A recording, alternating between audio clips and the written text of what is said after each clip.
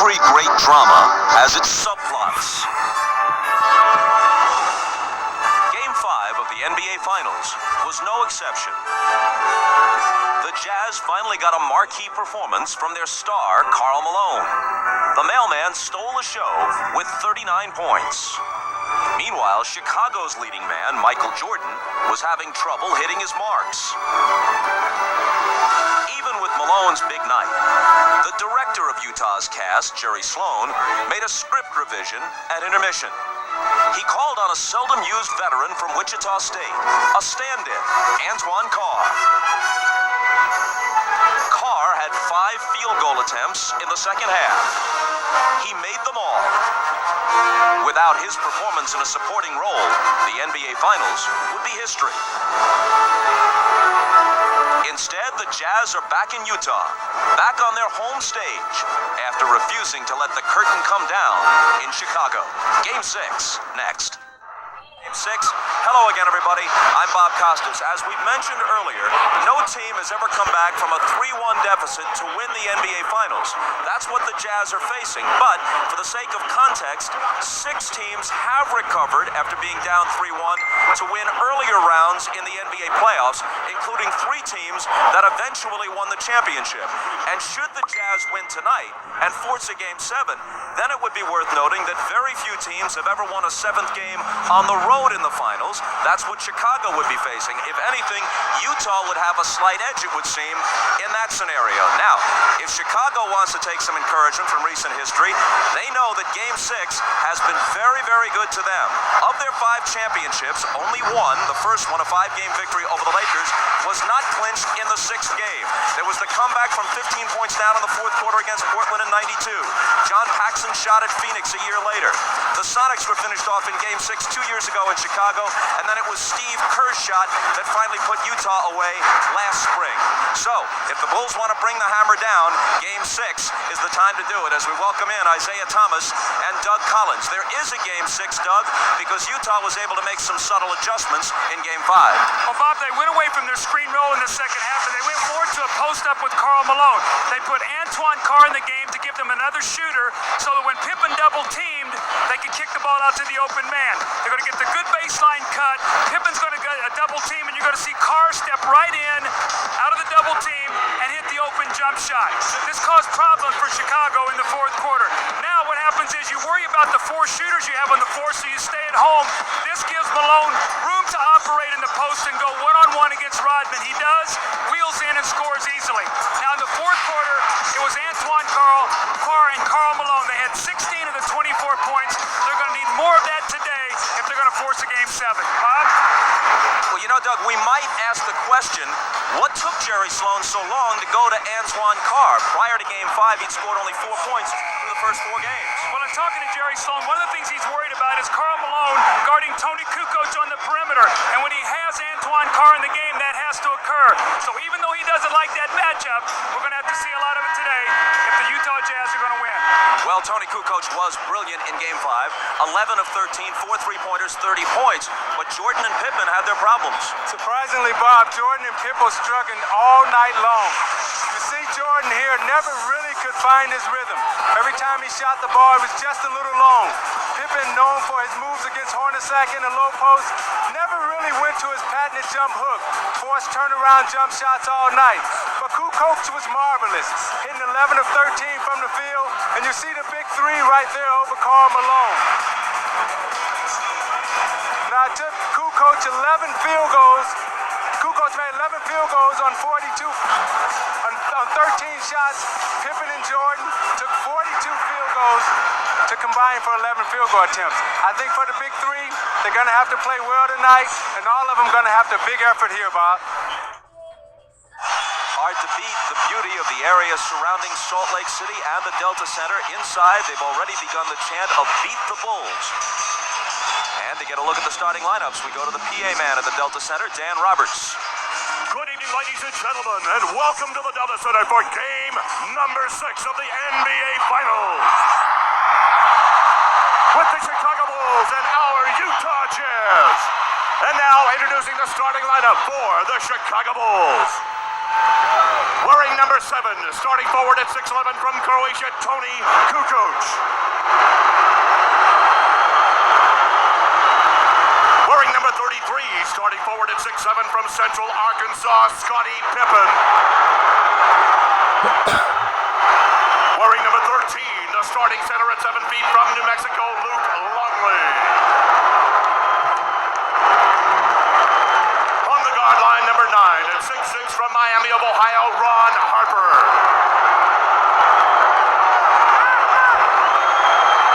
And at guard, number 23 at 6'6" from North Carolina, Michael Jordan. The Bulls are coached by Phil Jackson.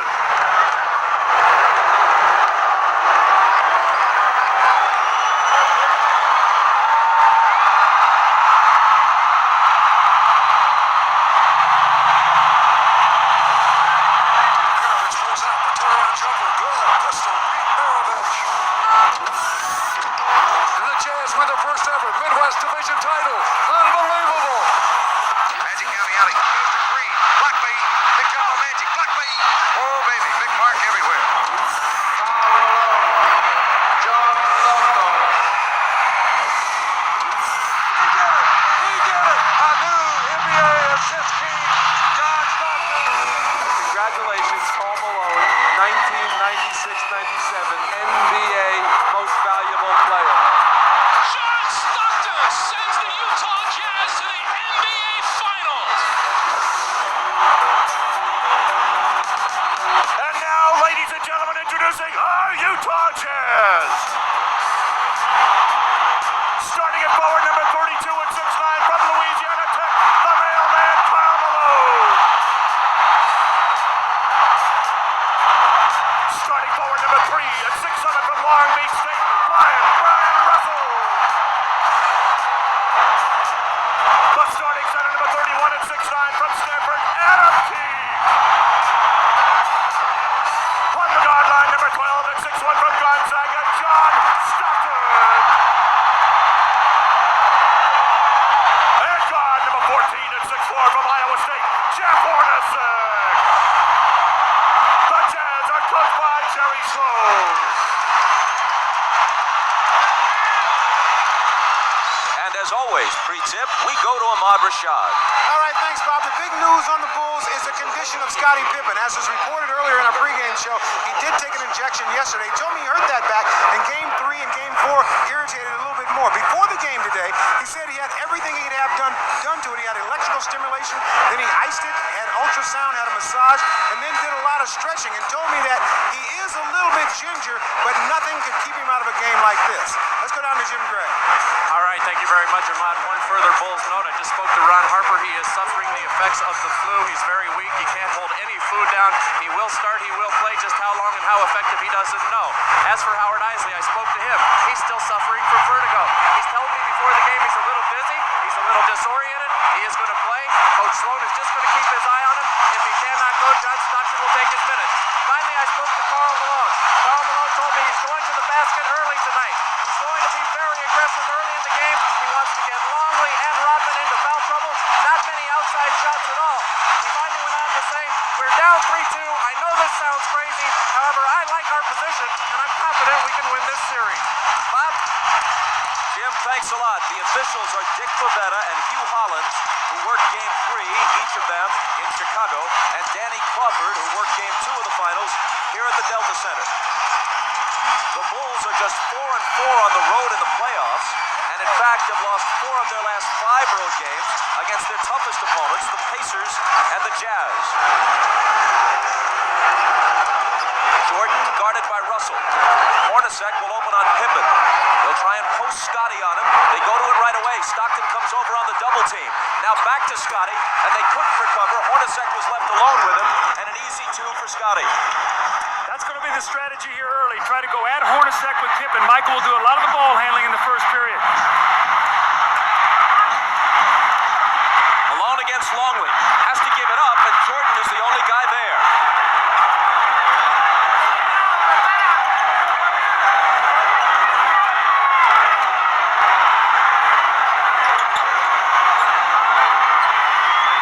Longley, who has contributed little offensively and has been abused defensively by Malone. It's Jordan missing his first shot, and Russell takes the rebound. It looks like Scottie Pippen is laboring as he moves up and down the court. Ahmad told you he's suffering from a bad back. Malone gets his first. 17 of 27 in Game 5 as the whole Utah team shot better than 50%. Poked away. Malone chases it to the side. It'll belong to Chicago. Bob, I think Scottie Pippen pulled his back out on that dunk shot on his first play when he reached up for the rim and he pulled it down. I think he stretched up and he grimaced as he came down and he could barely run. Harper guarded by Stockton. Pippen against Hornacek. Draws the double. Harper's the guy they'd like to leave alone. Kukoc isn't. But this time he misfires. Hornacek lost it to Longley. Now Pippen has it. All along Kukoc. The one thing you don't want to do if you're Utah is get into a quick turnover battle here and give them easy points, especially Kukoc. Remember, he loves to get off early in quarters, and then he's a load the rest of the game.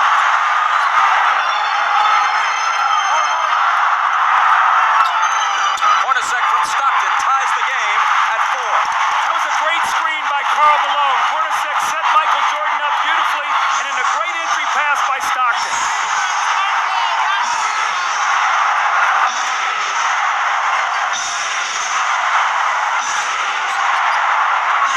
Kukoc. You wonder if the Bulls went to Kukoc enough in Game 5. With Jordan and Pippen struggling, Kukoc was on fire but got only 13 shots. Yeah, Kukoc has the size advantage and also the speed advantage over Adam Keefe, and he can take him inside. Also, he can stick the outside J. Malone got inside of Longley and drew the foul. Now you watch Pippen come across the lane, and as he reaches up to dunk, he pulls his back out, and you see him grimace as he comes up the floor. Let's keep our eye on Scottie Pippen tonight. Let's check in with Ahmad.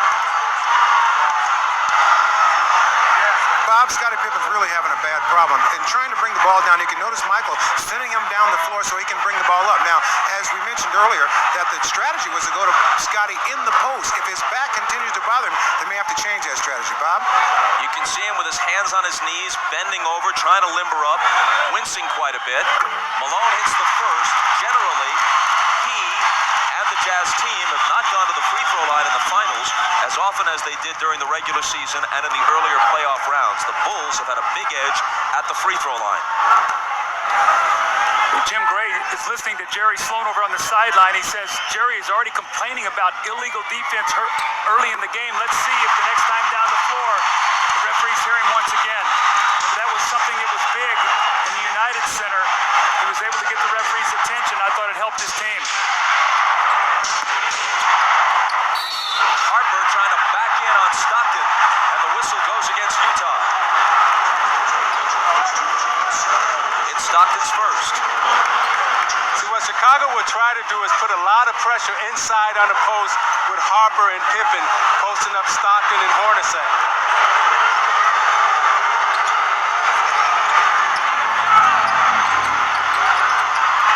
Harper really battling with Stockton. Now he's got it. Tried to bring it back out and Keith stole it. Hornacek loses it to Harper. And a whistle as Harper comes stampeding into the lane.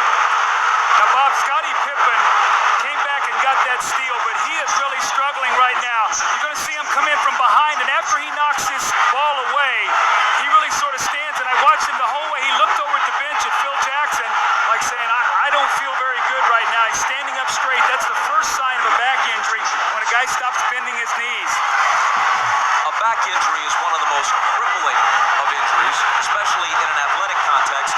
And I'm not trying to compare a physical injury to an illness, but it was here in this building where Michael Jordan, sick as a dog, managed to gut it out in Game 5 of last year's final, the pivotal game. Scottie Scottie Pippen is probably mindful of that and will give it everything he's got to try to equal the effort that his teammate Michael Jordan has shown in the past. See, Bob, that's why I think it's very, very important for the Jazz to lock in on Tony Kukoc, because if Pippen can't score and it's only Michael Jordan, that will be to their advantage. They've got to do a job on Kukoc today.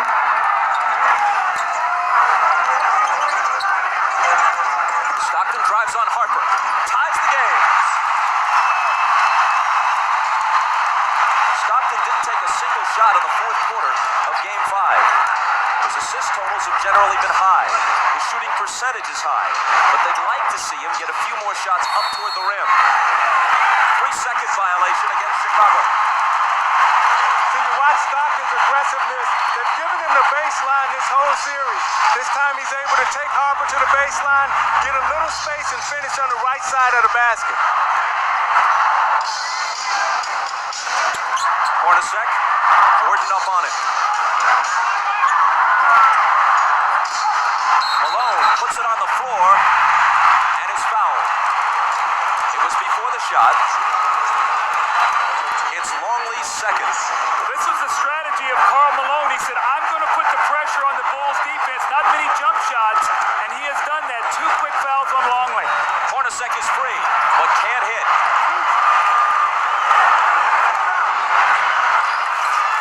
Hornacek is now 18 for 46 in the series. Jordan, there's his first field goal, and the Bulls take a 10-8 lead. If you take away Hornacek's 7 of 11 in Game 3, he's shooting around 30% for the rest of the series. 7 of 11 in Game 2, I should say here. Harper reached in and fouled.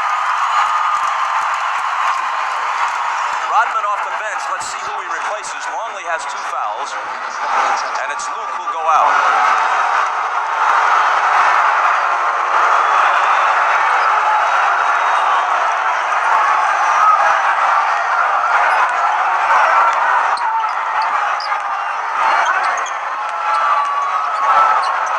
Russell for 3.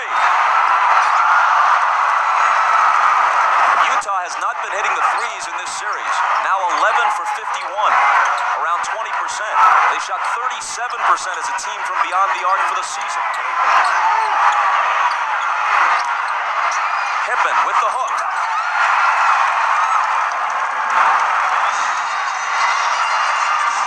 Chicago by 4.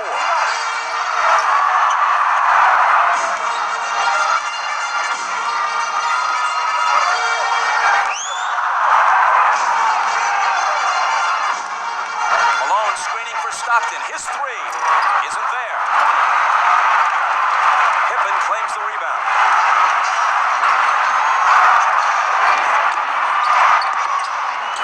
Pippen had it knocked away. Hornacek got a hand on it. Stockton takes it, dishes it to Jet, who misses the driving one-hander. Jordan is wrapped up by Keefe for the Utah foul.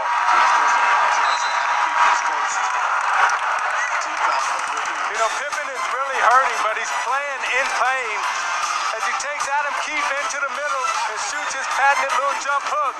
And as he falls to the floor, you can see it's very difficult for him to get up with that bad back. You see him running up the floor, not able to get the type of push and the speed that he normally would have.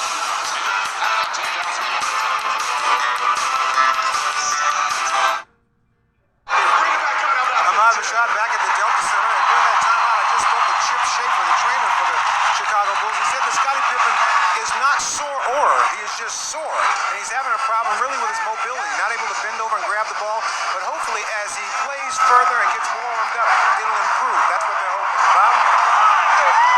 Ahmad, thanks. With Scottie struggling, I think you're going to see the Jazz start picking up a little bit further down the floor. He's usually their primary ball handler. They'll try to pressure Michael and Harper up the floor, make it tougher for them to get into their offense. Here is Pippen, out to Harper, open 3, missed it. Malone battling Rodman, and it's tipped to Stockton. Utah on the run, but Stockton circles back outside to set it up. It was kicked. Utah keeps it, fresh 24. You watch Malone and Rodman battling under the boards. Malone's going all spreads the floor. They both kick each other a little bit. The referees may clean that up. Russell couldn't finish. Kukoc rebounds. That's 2 layups now that the Jazz have missed here early in this first quarter. Hornacek and now Russell. See, with Pippen hurting, I think Harper's going to have to step up big and supply the scoring load. Jordan for 3. Got it. Jordan with 5. And Chicago with a 7-point lead.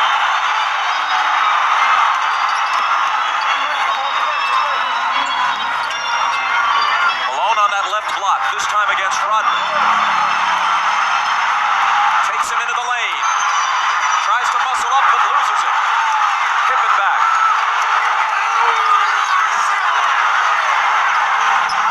It was tied at 8. Now Chicago's on a 7-0 run.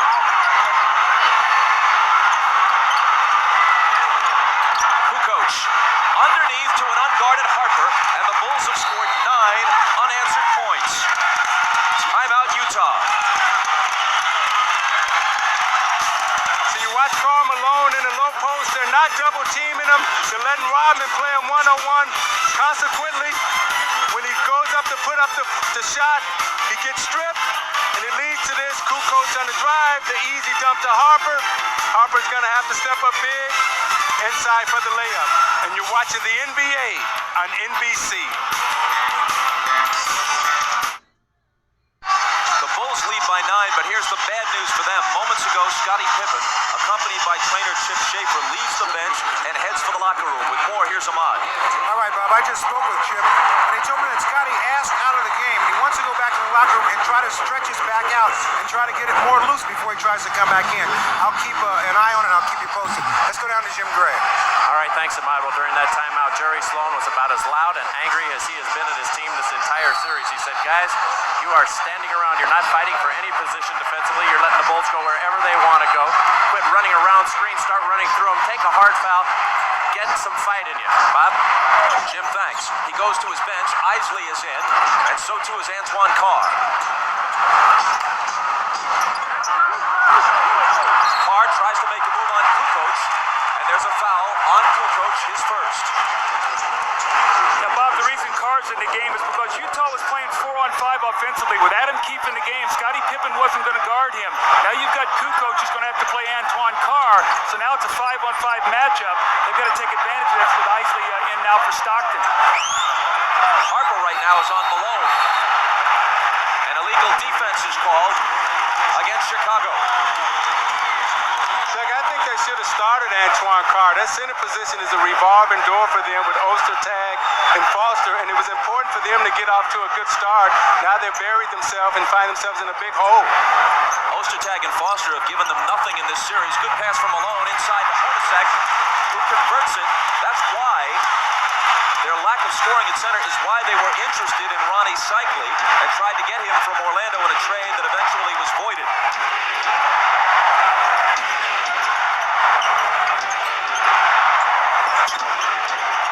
Jordan over Russell. Rebound to Carr, who immediately makes his presence felt.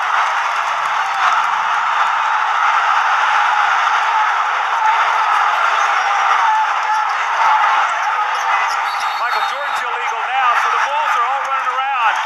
And it's their second illegal defense, which will result in a technical foul shot being taken. And Jerry Sloan just got a technical.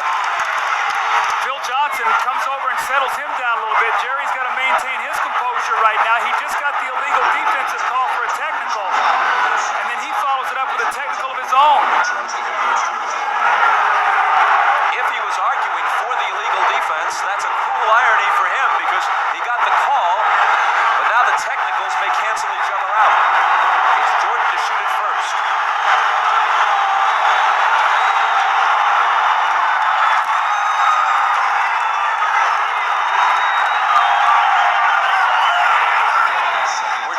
We're told by Jim Gray from the Utah bench that the reason Sloan got his technical was arguing about this. When he was knocked down by Kukoc, there was no foul called, and that's what had Jerry hot. Remember, that's the same thing that he did against Longley to bait him into his 5th foul in here in Game 2. So I don't think the referees went for that today. I think that was a good no call. Hornacek, an 89% free throw shooter. Swishes it at the other end. Bulls with the ball. Down by 7. Scott Burrell is on Russell. Rodman on Malone. And Rodman's going to be hit with a foul, I think. It is on Dennis, his first.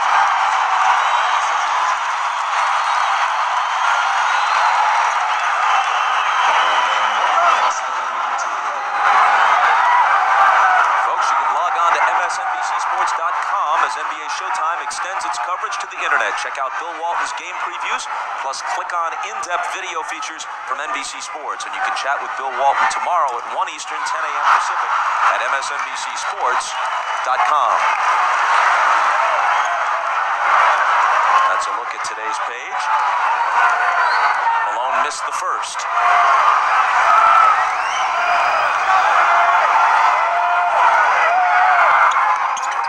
Second. To give you an idea how close this series has been, other than the Game 3 blowout, the 9-point lead the Bulls enjoyed a short while ago was the biggest lead for either team in any game, other than Game 3, of course. Kukoc misses, and Isley rebounds.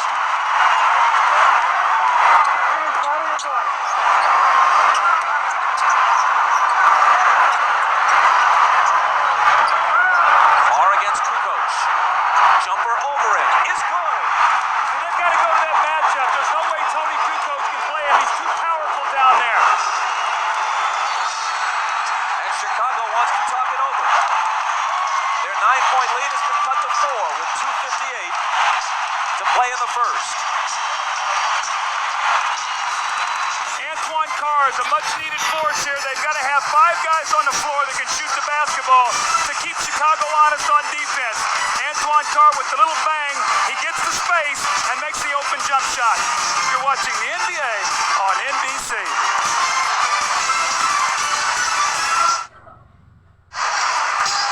Why you need Antoine Carr? You're going to see they're going to stay mostly at home on the perimeter against these players. All he has to do is take his time. Kukoc is not going to block his shot. Bump him a little bit and use his power down there. Now, the one thing he has to be concerned about is Kukoc loves to play defense from behind, so he can't be careless with the ball, where Tony can come from behind him, Bob, and slap that thing away. Meanwhile, we played 9 minutes. Karl Malone has attempted only 1 shot, which he made. But he's put the pressure on the defense. He's gone to the basket, and what he's done, he's got them in the penalty here early by drawing a lot of fouls on Longley and Rodman. That will take its toll as the game goes on, Bob. The seldom used Bill Wennington is in, along with Scott Burrell and Steve Kerr. Rodman and Jordan complete the 5 on the floor for Phil Jackson right now. Michael dishes out to Burrell. And Russell reaches in and knocks it away with 3 on the shot clock. When Michael gives that ball up, you've got to really work hard and not let him catch it back, and that's what he did that time, Russell. Excellent D. Gotta shoot it quickly. Jordan will with a hand in his face. Burrell skies for the rebound. Loose to the side, and eventually it's Utah who has it. Here's Hornacek. A pull-up 3.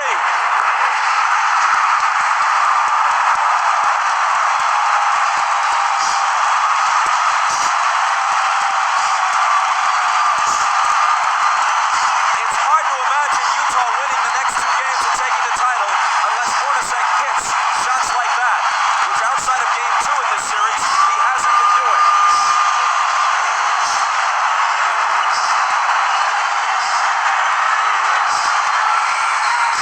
Shot clock violation.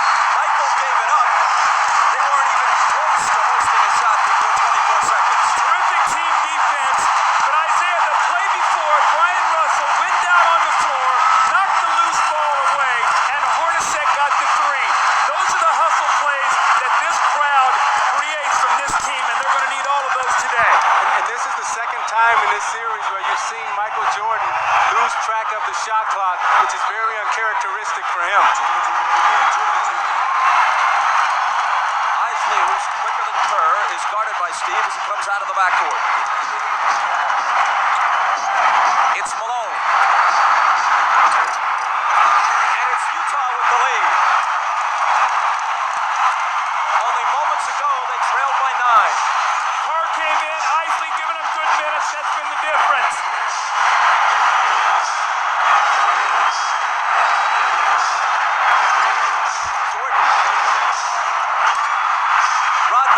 offensive glass. Wennington a good look. Wennington will hit the open jumper. Offensive rebounds was such a key here. When the Bulls won game 2, they did not shoot well, but they got 18 offensive rebounds. Moving down toward a minute to play in the first. Chicago by 1. And a whistle from Dick Bavetta. Another illegal defense. That's on Michael Jordan. He got 2 zones below his man.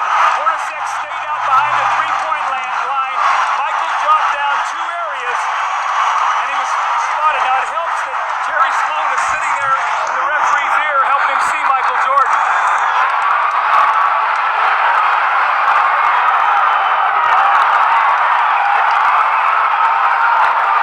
Hornacek hits the technical. Watch the byplay here between Malone and Rodman. A sign of respect, actually, it appeared to me. You're it. Chris Morris comes off the bench, making his first appearance for Utah.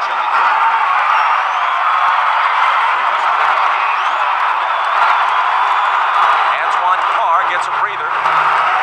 There have been 3 illegal defense calls in this first quarter against Chicago. Now, Bob, Antoine Carr is not a guy who plays heavy minutes. So I think what Jerry Sloan's going to try to do is maybe give him 5 or 6 minutes here or there to try to keep him as fresh as possible. Kukoc comes in as soon as Carr goes out. Kukoc having trouble covering Carr defensively earlier in the game. Isley bounces to Malone. Tough shot, but he cans it.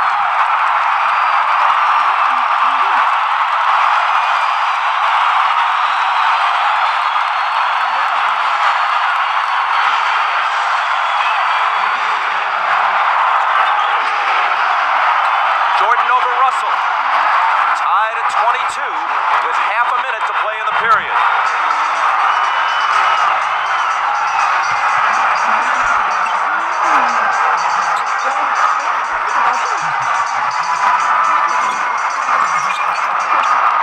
Malone against Wennington. Off balance, hit it, plus the foul. See, Bob, that's what I'm talking about, being aggressive, Isaiah. Taking the ball to the basket. Isley with the give and go. He doesn't settle for the jump shot. He puts the pressure on the defense, and it's a tough shot. And the same thing, he sees Wennington on him. He says, no way I can get this shot. He bodies up. Now an opportunity for a 3-point play, which would give his team a 3-point lead. And the weak spot for the Chicago Bulls is when you get past Longley and Rodman, they have nothing behind them. Wennington can't hold Malone, and that's where they miss the big guys.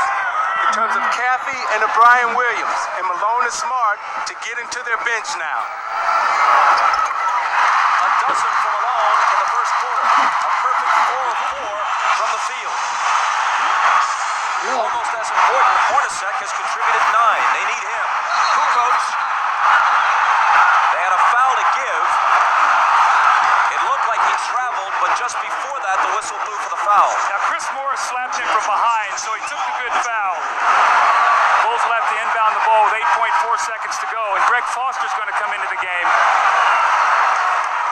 Now, Bob, the reason he's in right now, and you give him a rest here at the end of the quarter, the last 8.4 seconds, and then the time during the break.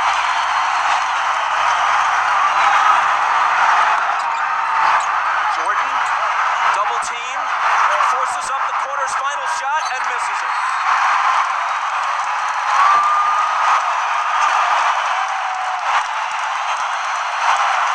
A better start for Carl than for Michael. Once down by 9, Utah leads after 1 by 3. And you're watching the NBA on NBC.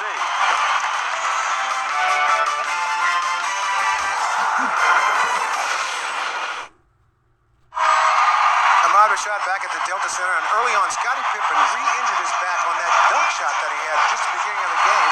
He has been in the locker room for the past 5 or 6 minutes trying to stretch that back out. He has both doctors in there. They're just trying to see what they can do to get him ready to play. And if anything else happens, I will be here to report it to you. Bob? Ahmad, thanks a lot. Guys, as we begin the second quarter with Utah up by 3, something significant. They were able to make a run and turn this game around a bit with Howard Isley on the floor rather than John Stockton. And Isley did not play well for them in Chicago, so much so that Jerry Sloan barely used him with the game in doubt on Friday night. Well, they went on a 17-5 run with Stockton sitting down, but also a key, they brought Antoine Carr in for Keefe. So they got another offensive player in there, Bob. That was real critical for them. As Jim Gray reported before the game, Isley has been suffering from vertigo. Apparently not dizzied by the heights of Game 6 tonight. Shandon Anderson with a nice move. Every time Anderson comes in, they immediately go into post against either Burrell or Bushler. Jordan opens the second quarter on the bench, which is usually the way Phil Jackson plays it. Whistle away from the ball from Hugh Hollins. Again, Isaiah, Shandon Anderson in the post, and he just backs Scott Burrell down. Nobody helps him out. And that's a big weapon for them coming off the bench. And Doug, the danger is when you don't finish your job at home, Scottie Pippen comes on the road, he gets hurt. I remember when we were in the finals playing against the Los Angeles Lakers, and I got injured in the Game 6, sprained my ankle, turned the whole series around, and that's what may happen here. Anderson picked up the foul a moment ago, and then it's Foster following him. Two quick Utah personals here in the first minute of the second quarter. Knocked away from Wennington, ball loose, chased down by Foster. But then he loses it. An unforced error, to use tennis terminology. There were two white shirts there. See, Bob, the difference right now is when you're resting Michael Jordan. With Pippen hurt, he's not out there with the anchor that second team. Now you've got a team out there. Who's going to run the show? Who's going to be the guy to make sure that they run their offense and get the shots that they want? So this really hurts with Scottie Pippen being out of the lineup right now because you're at to rest Michael Jordan at some point. Kukoc is the only starter for either team on the floor right now.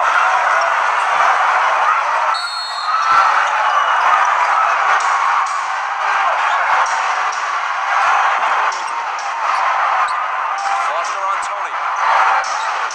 Wennington travels. Playing out of character. Bill Wennington is a catch-and-shoot player. He's not a guy, Isaiah, that puts the ball on the floor. Rodman to the scorer's table. We'll have to wait till the next whistle.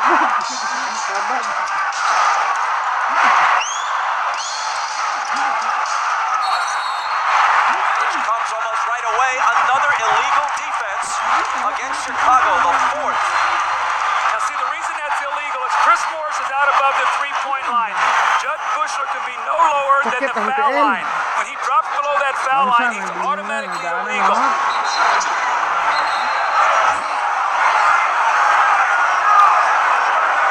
So Isley is selected to shoot the tee. After the first illegal defense, every subsequent one against you results in a technical foul shot.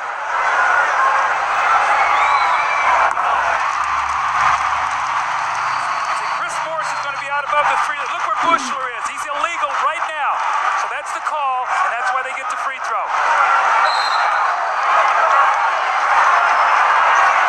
Utah by 6.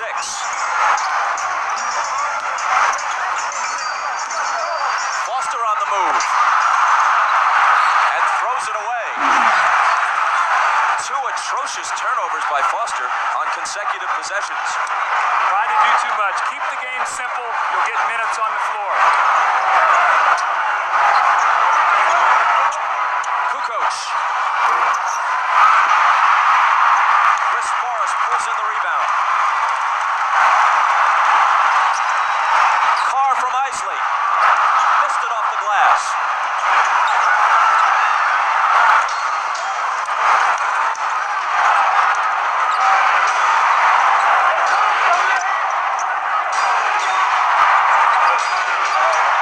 Rodman, good pass to Kukoc. Great back cut by Kukoc. He set him up, then back cut, faked him off the screen. Great pass by Rodman. Great look by Kukoc. See, Isaiah, though, Foster's got to push him over the top. That's what they did in the game 5, and Tony got 7 points to start the game.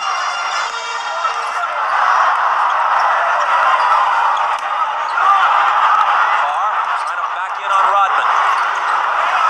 It's off Anderson's hands, but recovered by Isley. 2 seconds to shoot. And he hits the three!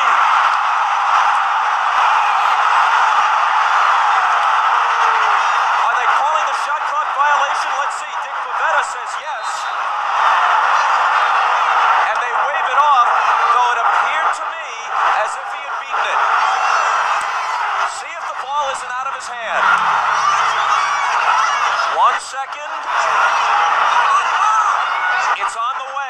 missed the call.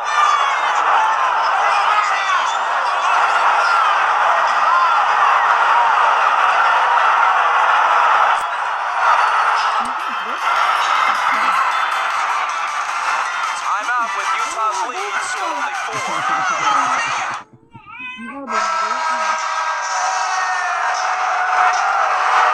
Well, it's a big break for the Chicago Bulls. Howard Isley lets this shot go. He gets it out of his hands, and you're going to see here, look, the shot clock actually should be at 1 here, but the ball is off. Right there you see it. The ball is in the air at 1. That should have counted. That's a big turnaround, and the Bulls get a big break there. Instead of up 7 Utah, now it's only a 4-point game. Jim Gray tells us that on the Utah bench, Jerry Sloan said, "That's horrible, but I can't get thrown out of the game." He already has 1 technical and can't risk another.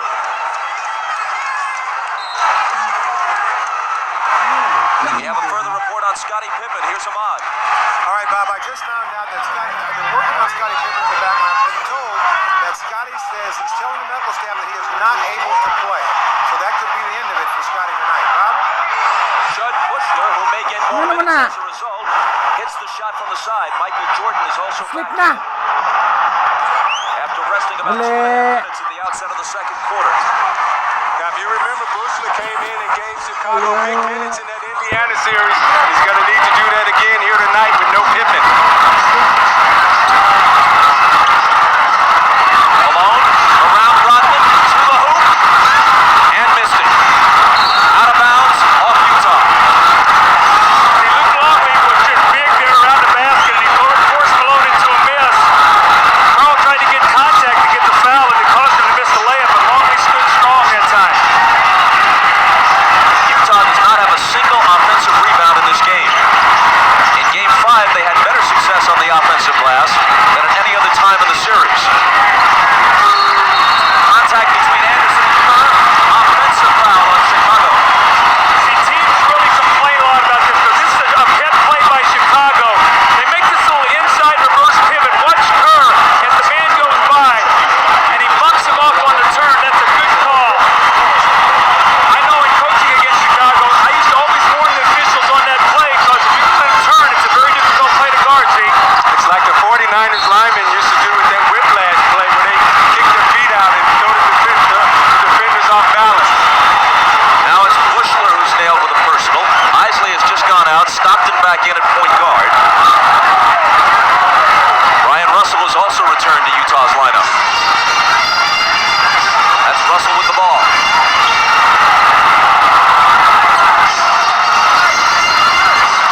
Malone from Carr. And he walked with it. See, Antoine Carr's going to be ready to step in and shoot that ball. They're doubling down on the block now, and Karl Malone swung him the basketball. He's going to shoot it. Those are the same shots he had the other night in Game 5 that he buried to help them get the win. The Bulls can tie with a basket here or take the lead with a 3. Jordan in and out on it. And Carr claims it. Carr from Stockton. There you go. There you go. Now you see Carr pull up and hit the 15-footer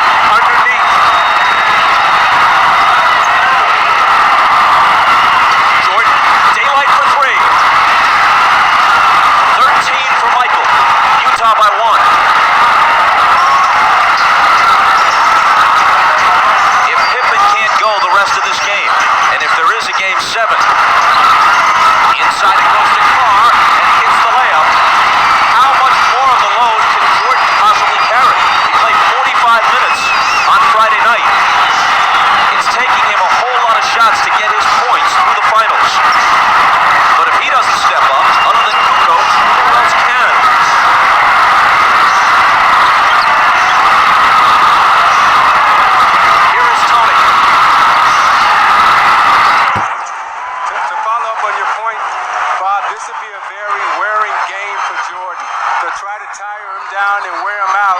It'll be interesting to see if he'll have enough at the end of the game because of the minutes he's going to have to play. Malone, tough catch, gathers it in, fade away. Carr to follow. Knocked away from behind, and he was fouled. It's number 1 on Jordan. John Stockton with a beautiful pass in rhythm to Antoine Carr and the pull-up jump shot on the secondary break. And then Karl Malone working once again in the post. He backs himself down strong. Misses it, but the great effort and the great hands to get the ball back and the finish. And in a give and go, the back door, the weak side help. Anderson finds Antoine Carr underneath and the little finger roll, and Utah leads by 1.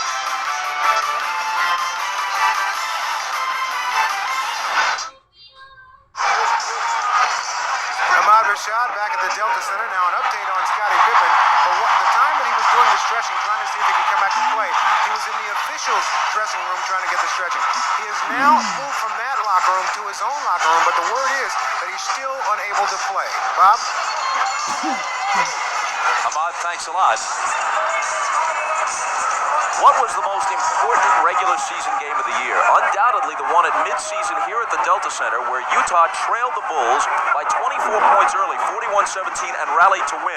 Changed the outcome of that one game. And this series would have opened and ended if a 6th and 7th were required in Chicago rather than in Salt Lake City. It was that win that gave Utah home court and gives them a Game 7 if one is necessary here at the Delta Center rather than on the road. And do the Bulls face the remainder of this game and a possible 7th game either without Scottie Pippen or with a weakened Scottie Pippen? See, with the Bulls depleted right now, the Jazz must keep the pace of this game up. They've got to use their superior depth and just keep trying to wear Michael Jordan down. Jordan into the lane. Tough shot. He was fouled. He'll come to the line with a chance to tie it.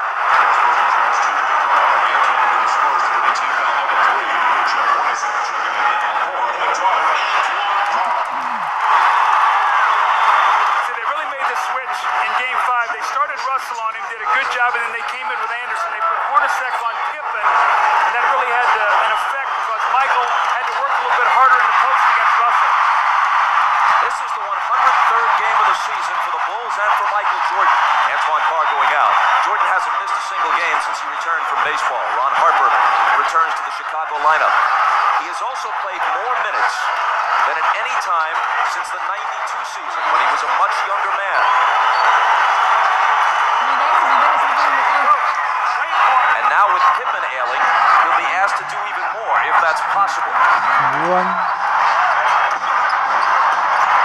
Buang dan gue bakal guna-guna. Malone slips it through a crowd to Anderson, who misses the floater. Rodman juggles the rebound but saves it in. Only his 2nd rebound tonight, and only his 5th in the last game and a half, after such a strong performance in Game 4.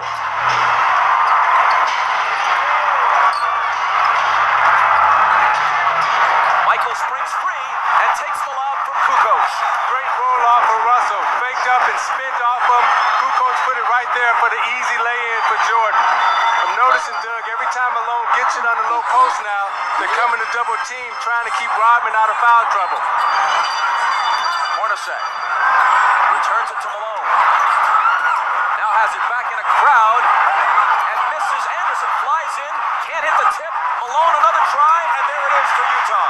You see, Rodman didn't even try to contest that shot underneath. Don't want to get in foul trouble, so Malone's going to have his way down there. Just have to be careful and take his time and not draw offensive foul. Riding the seesaw, now it's Utah's turn to lead. Stockton knocked it away, Chicago ball.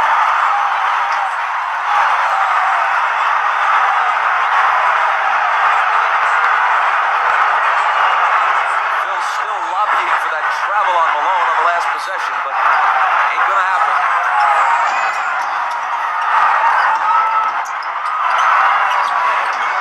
Michael, head fake, he traveled. So Phil got the traveling call, but certainly not on the guy he wanted. The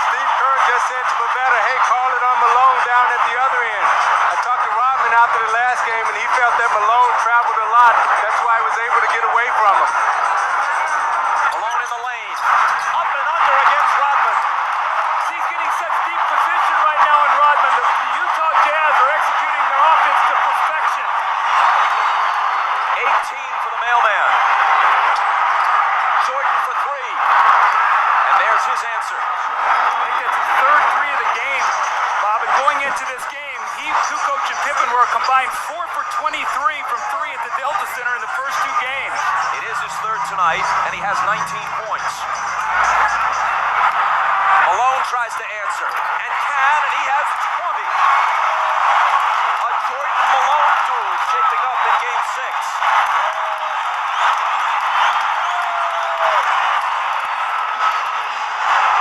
Kukoc on the run.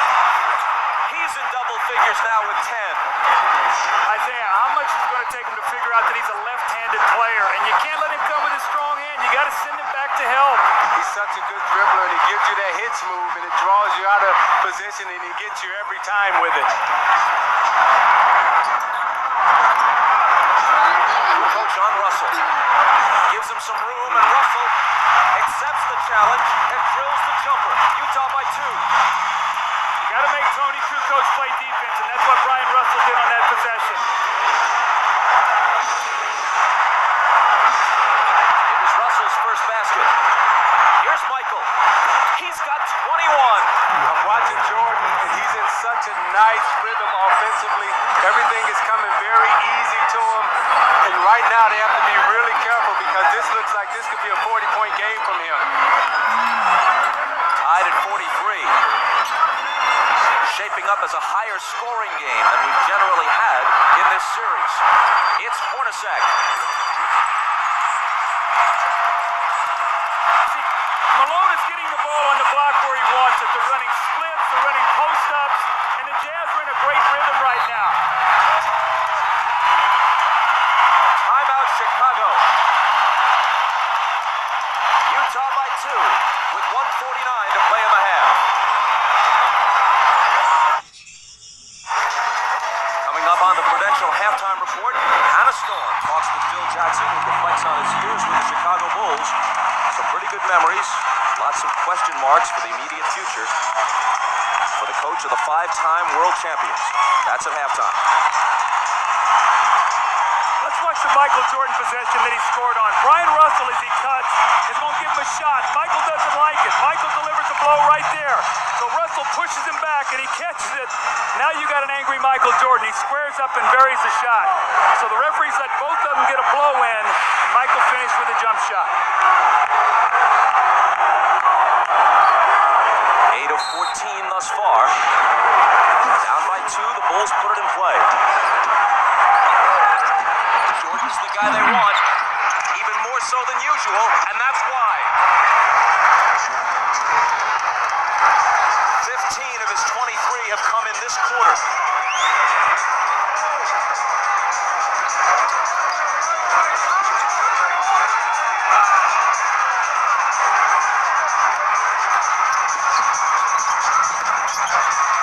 Hornacek. Off the back iron. After the missed 3, Chicago comes back, looking to take the lead. Russell trying to contend with Michael. Finally, he misses one. Anderson tries to save it, but was on the line. The only thing you can hope for right now is that Michael Jordan's going to run out of energy because he is in an unbelievable scoring mode. The back up and the fade away, and he hits the jump shot, then he comes back the next time, but he's wanting the ball in every possession. Can he play at this pace if Scottie Pippen can't play at all in the second half? If ever there has been an athlete, at least in recent history, able to will himself beyond even his considerable physical talents, it has been Michael Jordan. As Skip Bayless of the Chicago Tribune put it earlier in the playoffs, he's that rarest of athletes, a supremely talented overachiever. Stockton's all over Curry. Now it's Hornacek on Michael. Fade away. He's missed 2 in a row now. Hornacek brings it back the other way.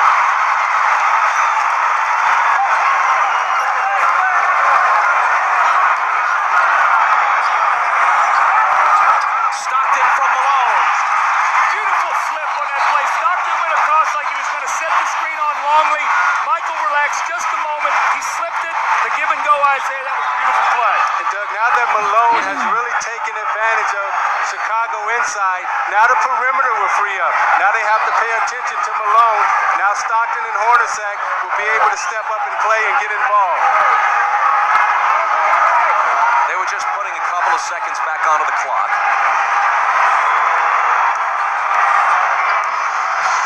Michael for three.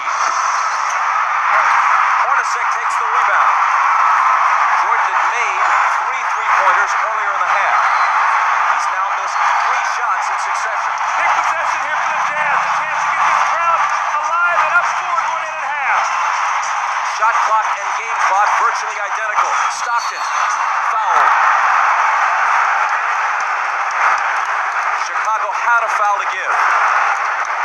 Utah ball from the side, still time. 6.9. They love to run high screen roll here with Stockton and Malone. Hornacek works in behind the ball or Russell for a 3-point shot. The foul was on Kerr, his second. He goes out. Harper in. Better defensive player anyway. Malone. The bounce to Russell. 2 big assists in the last couple of possessions for Malone. 3 seconds. Michael to half court. From there. Almost.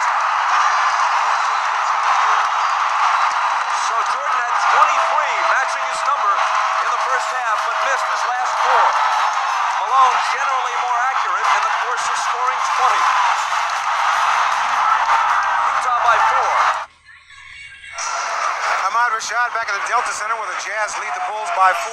Now the big story here in the first half has been the condition of Scottie Pippen's back. He has really been hurting. But during the halftime, the massage therapist gave him ice, massaged. His back was having spasms. She got the spasms to stop. And Scottie Pippen is back out here on the floor. Whether or not he'll be able to play and play effectively, we'll find out. He is starting the second half. Let's go down to Jim Gray. All right, thanks, Ahmad. Well, they thought that Scottie Pippen was going to be out of the game, so Jerry Sloan told his guys they were going to focus a lot more attention on Michael Jordan. All of that, of course, could change now. Very unhappy with the way they defended the screens. He wants them to get over the screens instead of running through them. Happy with everything offensively. Bob? All right, Jim, and here we go. Utah in possession as we start the third quarter. Malone right to work.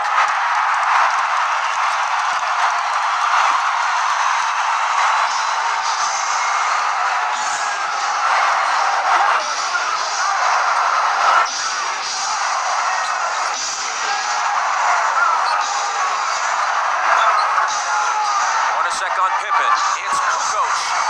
The 3 spins out. Hornacek with rebound position. Utah in front by 6.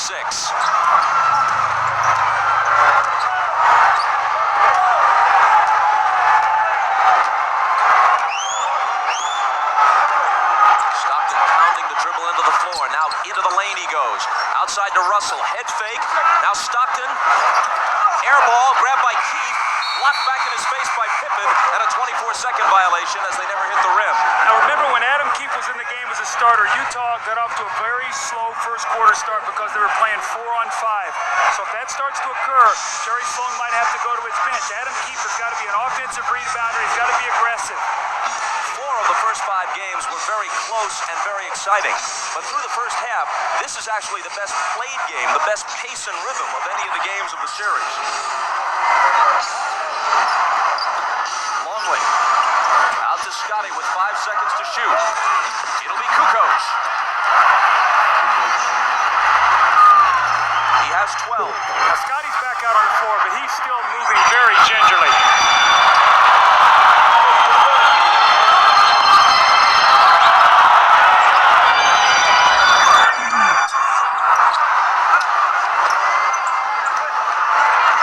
Malone inside and a whistle before the shot, and a Chicago foul. Now you watch Scottie Pippen, and let's take a look at how he's running. You see, he's laboring to get up and down the court. That back is still bothering him.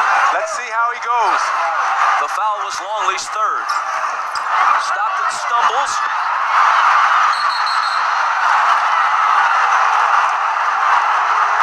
And on the steal, Chicago recovers the ball and asks for timeout. Coach, is that the time you want to use one? It does preserve the possession, but you use up a timeout. Well, Phil has the option here to take a 20 if he wants it, so it looks like he wants to save his 20, use the timeout now. Harper with a great hustle play. You're going to see him roll over and get the timeout before Utah can force the jump ball. So we'll step aside with 10:03 to play in the third. Miller Genuine Draft presents even more basketball. Well, the last two MVPs have been Michael Jordan and Karl Malone, so you see them working their magic. Michael feels the pressure, reverses for the lob. The fading jump shot has been terrific. And Karl Malone with the great hands in the second shot, then the deep post position on Rodman in the layup, and he too with the fading jump shot. So both of these guys have been terrific for their individual teams today. It's been the best played game offensively we've had in the series. And in recognition of this look inside the game, Miller Brewing Company will donate $1,000 to the Thurgood Marshall Scholarship Fund. Chicago ball down by 4.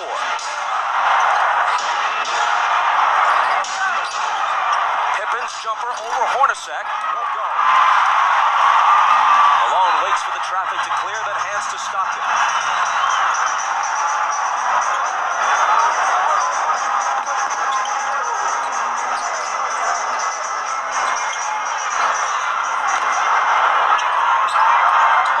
Longley. And a foul, if it's Longley, it's his 4th. He's just not quick enough, Isaiah, to get up and body him, because when he makes the first quick step, Luke can't slide over and get in front of him. He sticks his knee out. Now, this is twice in this quarter. Malone has gotten a layup the first possession, and now he's gotten 2 fouls. He bodies up against him, he sticks the left knee out, and Malone goes right to the basket to get the contact. Longley's got to be a little smarter down there. He's giving Malone no resistance, Doug. I'm watching him as he's moving around. He's not even trying to guard him. Just poor defense by Longley and great offense by Malone. He sits, Rodman enters. Russell for 3. Malone in between 2 red shirts, pulls it down, and now he and Rodman all tangled up. And it's Malone's turn to laugh and taunt a bit.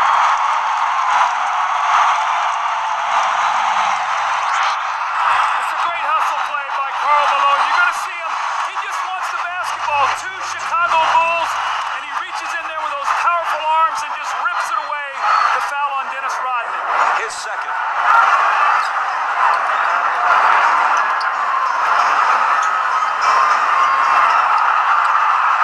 Hornacek into the lane. Knocked away from him, but another Chicago foul. It's the Bulls' 4th foul, barely more than 3 minutes into the period. Utah doesn't have one yet. Michael hit with his second. This summer, NBC gives you double Frasier's every week. Tuesday at its regular time and a Sunday episode 2. Must-see comedy with Frasier Tuesday and Sunday all summer on NBC. See, it's so important for Karl Malone to attack the defense, Isaiah, so even though he doesn't shoot free throws, he gets them in foul trouble. Now 14 fouls. So from here on in, the next foul that the Bulls commit, Utah will shoot free throws. That could be very vital for them scoring here in this third period. Doug, I love the way Karl Malone is playing right now. He's doing everything for the Utah Jazz.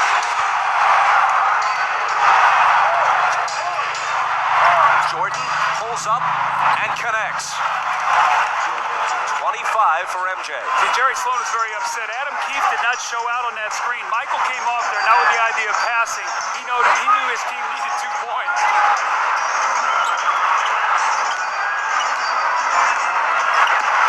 Malone from 20. Keefe got a hand on it and then pokes it away from Jordan and out of bounds.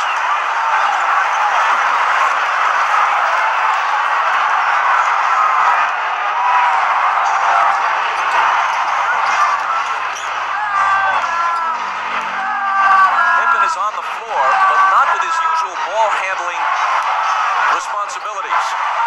This is Scotty out high, immediately returns it to Harper. A little jump hook is good. Just the presence of Pippen on the floor, you've got to be able to honor him, and he's a great post feeder. Chicago back to within 2. Malone from Hornacek. Rodman managed to wrest it away from him, then Harper takes it. Malone argues that he was fouled.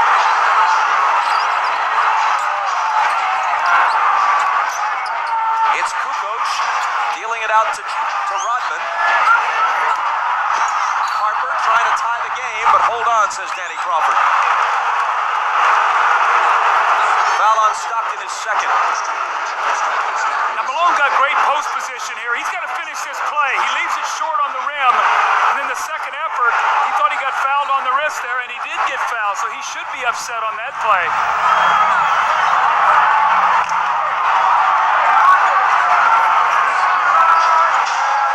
Adam Keefe out, Chris Morris in for Utah. Here's Jordan. Off the back iron, Rodman trying to keep it alive. A tremendous hustling attempt, but Utah gets the ball. Now you're saying, why Chris Morris? Because he's a better offensive player, and he can play against the Tony Kukoc. You say, why not Antoine Carr? I think Jerry Sloan knows he's only got so much gas in his tank, and he'd like to have it for the fourth quarter. Kiss mama, kiss mama. Kiss mama. Go through his hands, and Rodman takes it. I don't know, Doug. If I'm Jerry Sloan, I put Antoine Carr in the game. I don't mess around. I don't mess around with Chris Morris. Kukoc can't tie it. Malone clears it.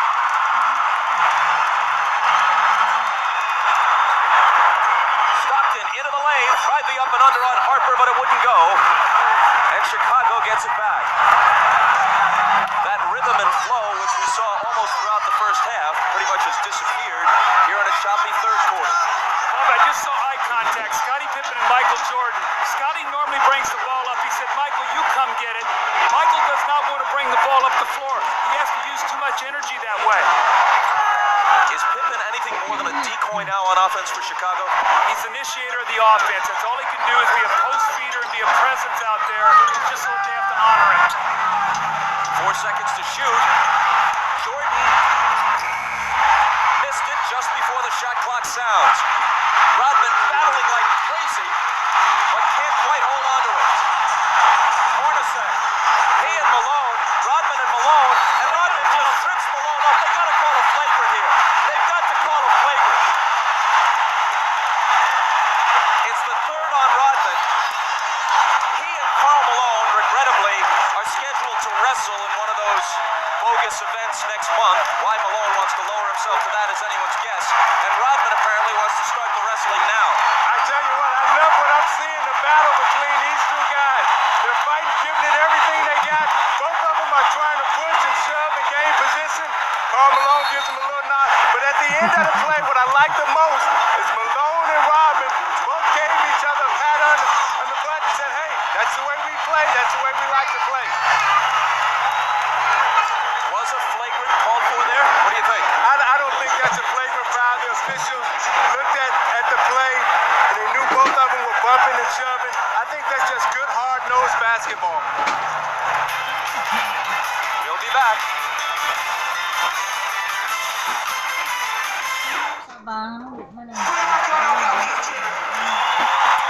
Well, the series was way too pretty here in the first half. Now they're getting down to the basketball we've seen. Rodman and Malone go down. That's one. Here they go two. Finally, the third time, the foul is called. And I think it was a good no call that it wasn't a flagrant because I think both guys were wrestling. And now watch Michael Jordan give Brian Russell a shot, and then Russell gives Michael a little pushback. So all of a sudden, temper's starting to flare here, little Bob, as we get down to the game 6 here in the fourth quarter. Rodman very ineffective thus far. Just lost the best out of 3 balls to Malone. And after I watched the whole replay, I'd agree with you guys that a flagrant wasn't called for because Malone had thrown that elbow up around the chin just before Rodman tripped him at the end of the whole wrestling sequence. So probably best just to call the foul on Rodman and leave it at that.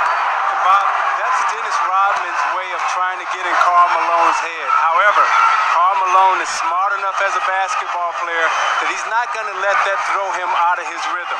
We saw where Dennis Rodman would get Alonzo Mourning out of his rhythm or some of the other guys. Malone understands Dennis Rodman, and he's not going to let that bother him.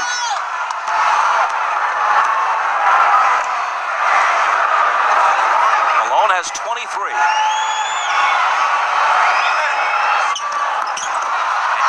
To it.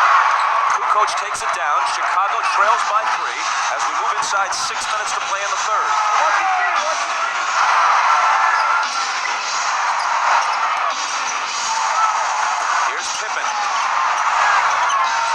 back makes Hornacek's assignment on him a whole lot easier. Left alone, he doesn't take the three. Michael, fade away. See, if I'm Hornacek, I make Pippen make one of those shots. He's really rushing out to close out on him. He's got to show me he can shoot that ball before I'm too concerned with him. I got to be more worried about Michael Jordan. Huh? Jordan has 27 to Malone's 23. Huh? Huh? Here's Malone again. He was fouled. The basket would have counted, but it wouldn't stay down. It's on Pippen is first. Now you watch Michael Jordan on the repost, takes a quick bounce, the reverse spin, fakes Russell out and shoots a nice fadeaway tape. But I agree with you, Doug. I will make Scottie Pippen make one of those three-point shots before I leave Michael Jordan alone in the low post.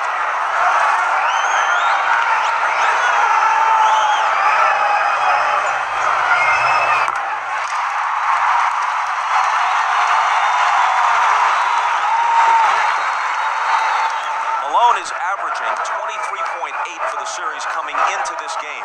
That's exactly what he averaged in the 6-game loss last year to Chicago. But that average will go up a bit after today. Makes them both.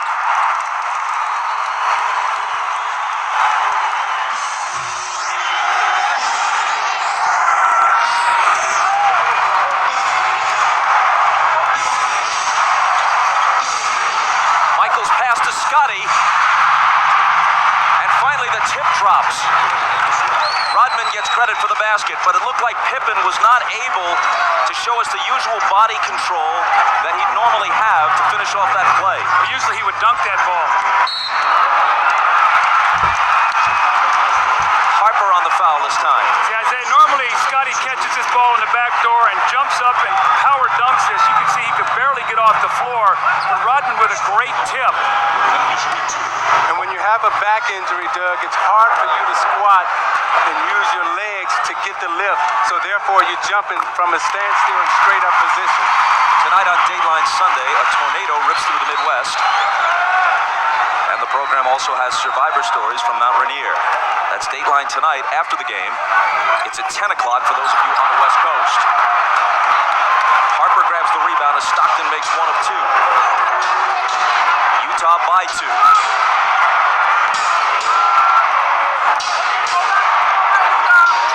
Jordan off target. Rebound Malone.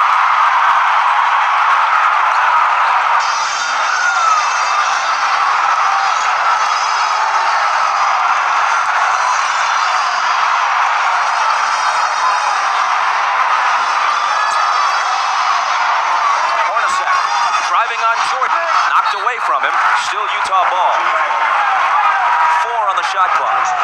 When Malone grabbed that last rebound, it was noticeable that Rodman backed away. He's already got 3 fouls, speaking of Dennis. And with Longley on the bench with 4 fouls and pretty much ineffective throughout the series when he has been in there, Rodman's got to be very careful. Knocked out, 3 on the shot clock. Howard Isley back on the floor now. Stockton getting a breather with 4:15 to play in the third. Pippen got a hand on it. They've got to shoot it in a hurry, and they can't get it off in time. 24-second violation against the Jazz. Is it time, as we get a quick look at Jerry Sloan and the laboring Scottie Pippen, is it about car time again? Well, I think what Jerry's trying to do is buy as many minutes as possible. He's still got a 2-point lead. And Antoine Carr is a guy that maybe gives him 24, 25 points, and here he comes, or 25 minutes. Here he comes right back into the game. So Jerry realized that he needs somebody out there that can shoot the basketball. Pippen giving it his best, and that time it was good enough. As we said, with that back injury, that little jump hook in the middle is an easier shot for Pippen to shoot because he can extend with his long reach and his arm length. Tied at 57. Hornacek had a good first half and hits this one. They're really making Michael work on a lot of splits. Hornacek is being very active. They know that Michael is the majority of the offense today, so they've got to keep him in motion. 15 for Hornacek. Now trying to guard Pippen. Scotty splits the defense, can't hit the bank, but Rodman with a second tip. That's the energy we talked about that the Bulls needed from Dennis Rodman. He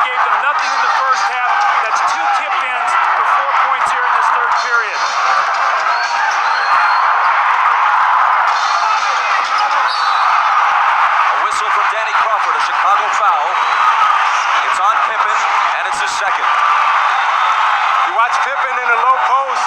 They come to double team with Russell, and as he goes up for the shot, that leaves Rodman's clear for a clear tap in on the offensive glass. Now you watch Pippen trying to get up and down the court. He's really laboring and really working hard.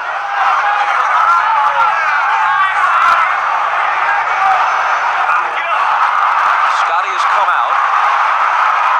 Coach Burrell and Kerr all in. There's Pippen heading back to the locker room again to try to stretch out that ailing back. Russell missed the first, but connects on the second. Utah by 1. Well, the only thing that's saving Utah in this quarter to keep them in the lead is the free throw line. Those early fouls have hurt Chicago, and Utah's taking advantage of it. Coach knocked away, and there's a Utah foul. It's just their second of the period. Doug, I've watched Jordan the last 4 plays, and he's picking his spots to get some rest out on the court. He's not playing Hornacek as tough because I think he knows that at the end of the game, he's going to have a lot of energy.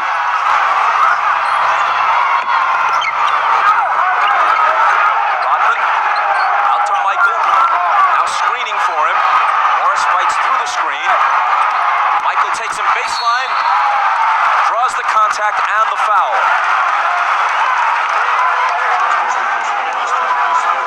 Michael's going to go to the line.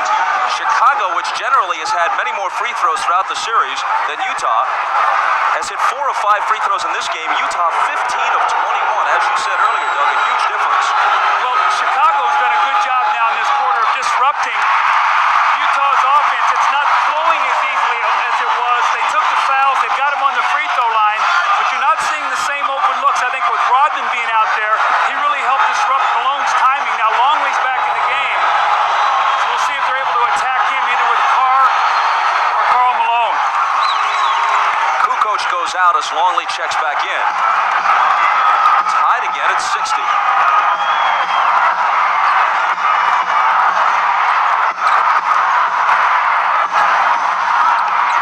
Malone left block where he likes it best against Rodman. When the double comes, he dishes it out to Carr. Now it's Hornacek. 3 seconds to shoot. Now they're going to have to force it. Hornacek off the back rim. Carr on the board. But there's a loose ball foul on Antoine Carr.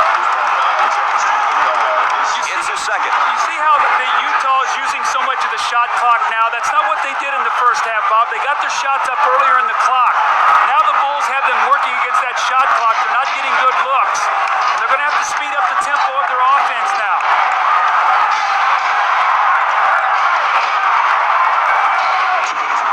Jordan on the move against Morris. Double pumps. Misses the scoop. Malone will clear it.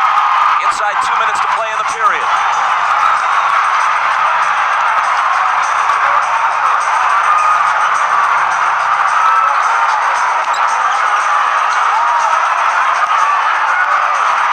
Antoine Carr missed it.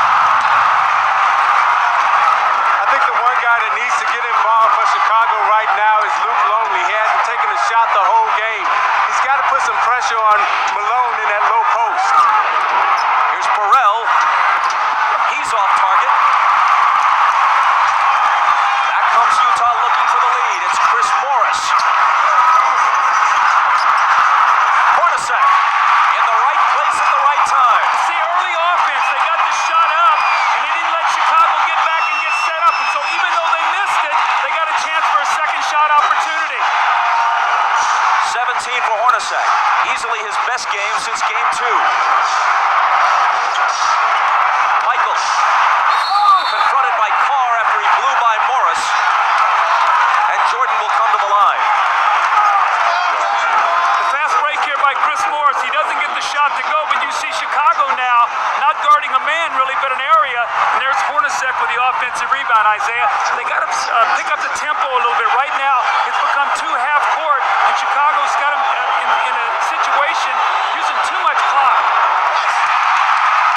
Michael misses the first as we check in with Jim Gray. All right, John Stockton is now back on the bench. He was in the locker room for about the past 7 minutes. He was getting a chiropractic adjustment several places. He felt a little twinge, went back there, saw the chiropractor, they worked it all out, and he will return to the game. Bob? He's been struggling with something of a sore back throughout this series. One of two.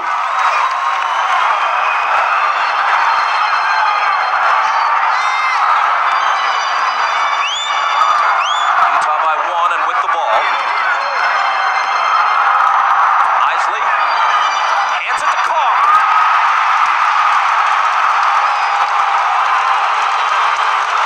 Isley much more effective here on his home floor than he was in Chicago. Gets the assist there. Longley's shot. Isley the rebound.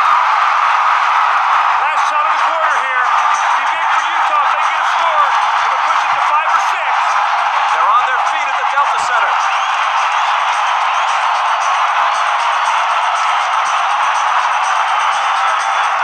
Caron Isley around Keith's screen. Now he gets it back and hits just before the buzzer.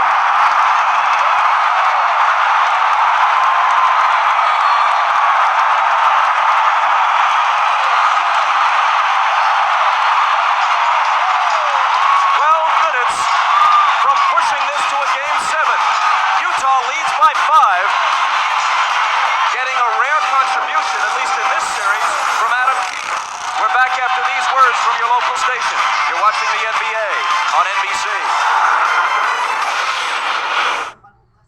Howard Isley, after a miserable Game 5 with no points and 5 turnovers, today has been big. He's helped rest Stockton. You see the kick down to Antoine Carr and the dunk. And in the last possession of the quarter, makes a pass that Adam Keith makes a terrific catch on behind him and finishes. Today, Isley has 1 point and 3 assists, no turnovers. He's given him good numbers off the bench, and Karl Malone likes the fact that he's watching and his team is increasing the lead. As we start the fourth quarter, Michael Jordan has scored 29 points. He's 10 of 24. At one time, he was 9 of 15. That means he's just one of his last 9. He's played 34 of the 36 minutes so far after playing 45 of 48 on Friday night. Remember, in the fourth quarter Friday, he was just 1 of 7 from the floor. You have to believe fatigue is an important factor now. I think with Michael Jordan, he's smart enough to rest on defense and try to conserve his energy for offense. Here he is on offense. And he'll be coming to the foul line just as the fourth quarter starts, but even those poundings take something out of him, right, as he goes to the basket. Now, those are the things that take the most energy out of you. And the reason why, because if you can imagine yourself, if you had to wrestle with an individual for 2 minutes, that's very tiresome. However, when you're running up and down the court, that's an aerobic exercise. That doesn't take a lot out of you. So him going to the basket, taking that pounding, that takes a lot more out of you. And also, right now is normally the time that Michael Jordan rests. He tries to rest the first couple minutes of the fourth quarter without Pippen. He's not going to get that rest, so we'll see what that does as the game wears on. But Jordan is the one individual that I've seen in this game since I've played that can carry his team in the fourth quarter even when he's fatigued. He's already played more games and more minutes than at any time in his career. Isley, big hoop for Utah. Tell me confidence isn't an unbelievable thing. This is the same kid we watched in Game 5 who didn't even want to dribble the basketball. Today, he's making some big plays for his team.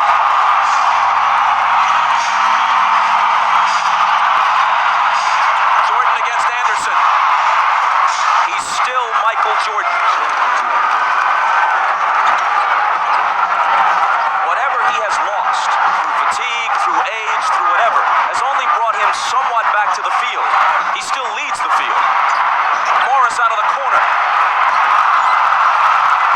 Rodman with board position on Antoine Carr. Chris Morris has had a lot of open looks at threes like that in this series. Usually he's pretty good with them. In this series, he hasn't been able to hit them. Rodman drills a 20-footer and gives it that go-figure gesture. Now remember, in Game 2 in here, he hit that same shot to tie the game. This one brings him within 1.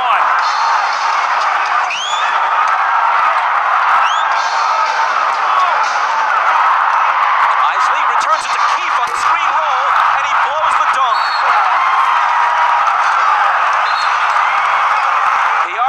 was fouled, but he should have finished it anyway. Now Keith heads for the bench, and Malone comes back.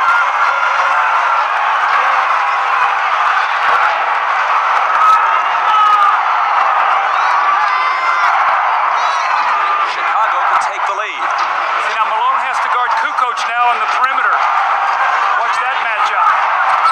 Jordan between the legs and the jumper. Off target, rebound Morris.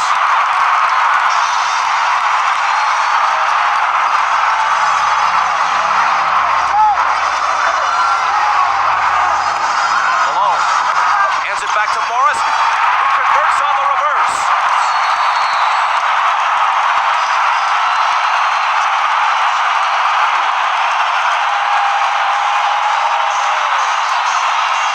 Timeout, Chicago. Now you watch Jordan using all his energy on offense. He goes drive hard to the left and shoots a fadeaway J. And then Rodman, go figure, right? Lined up straight in, shoots it right in, and even he's surprised. You watch Chris Morris moving without the basketball. Malone with the beautiful feed. Morris with the reverse layup off the glass. Beautiful basketball by Utah.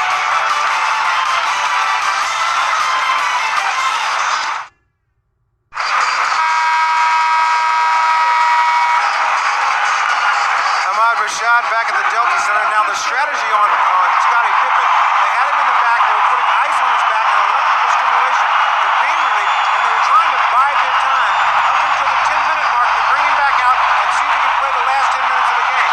As you can see, he's back, he's on the floor, we just have to see how it goes. Rob?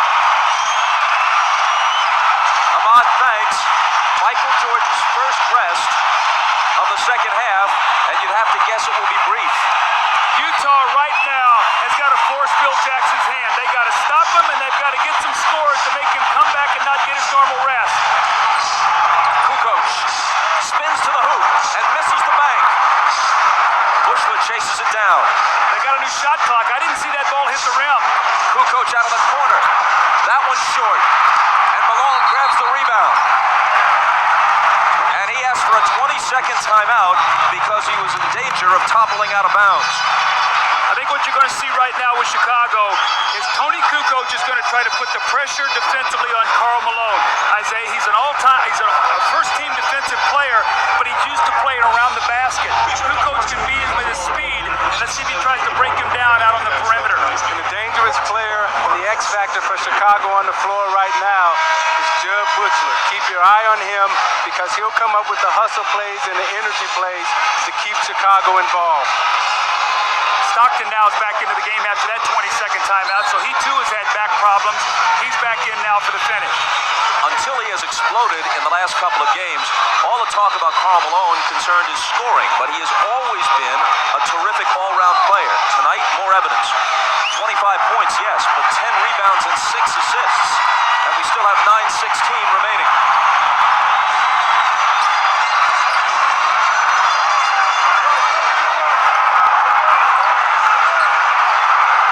Stockton on the dribble against Kerr, trying to find Malone, but they get a hand on it, and Rodman grabs it.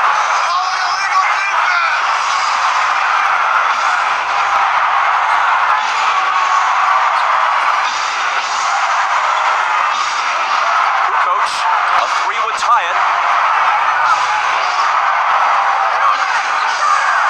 4 seconds to shoot. Stockton knocked it away from Kerr. Malone tumbles. Should be a 24-second violation since no one had established clear possession of that loose ball, and that is what's called. How about Karl Malone going for this loose ball? Now, John Stockton normally will come up with this ball. You can see he can't bend over with that back, but Karl Malone with a great hustle play that gives his team that opportunity now for the loose ball and the 24-second shot clock violation. Michael is at the scorer's table. He's coming back. The next time play stops. Remember now they like to go to Anderson in the post on Bushler.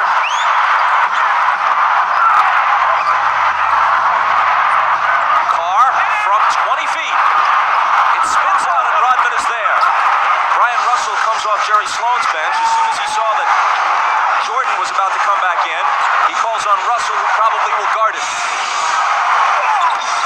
Kukoc to tie it. There was a great screen by Steve Kerr to open up Tony Kukoc. Sacrificed his body, took on the bigger Malone, so Kukoc can nail the three. 15 for Tony. Utah's got to get some movement. Morris to a cutting Anderson, who was bumped. The basket may count. It does.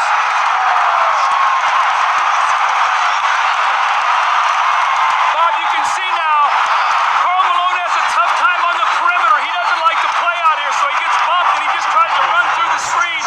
Kukoc gets the bare three and knocks him down. And in the good movement here, you got to get a slash and a cut to get to the basket. Too much standing around for Utah. An opportunity now for the three-point play, which they get. The foul on Kerr was his third.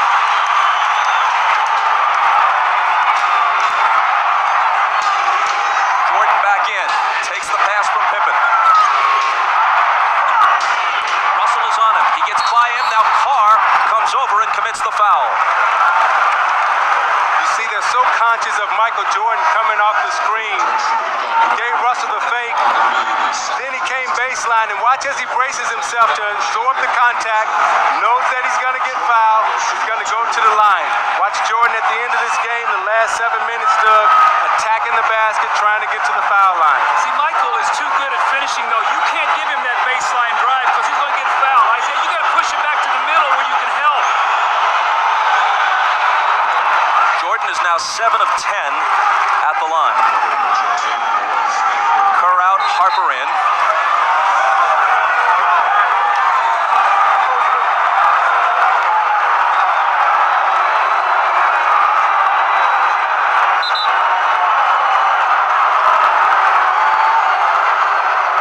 We're told that the brief stoppage was because of a sign one of the fans was holding, and it had some offensive language on it. So they had it removed.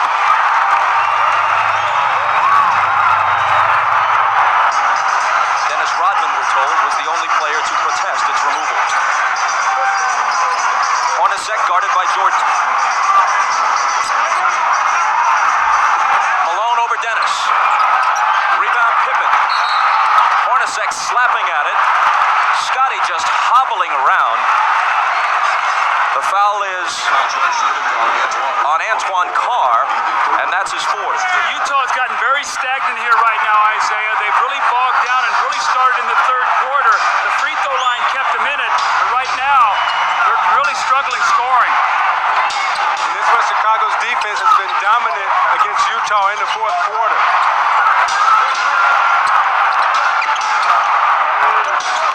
Jordan with the jumper. And with 37 points, as Utah falls behind now for the first time since midway through the second quarter. See, he's headed for 40. I would start double teaming Jordan every time he touched it. Brian Russell went down, and there's a foul on Kukoc. Look, you talk about wanting to bring Jordan to the middle, but his game is so complete. And when you bring him to the middle, he's able to come right to that right hand, square up, and shoot it right from the free throw line.